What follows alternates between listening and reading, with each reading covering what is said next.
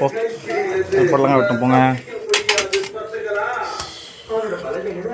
ஏறு மேலே.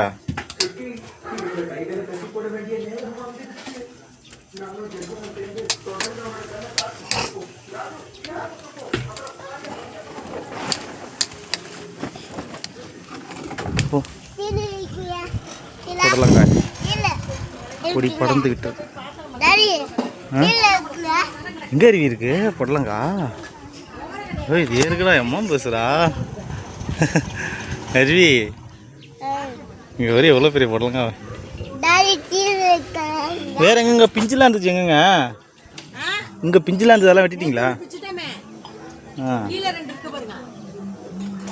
ஆமாம் 2 இருக்கு.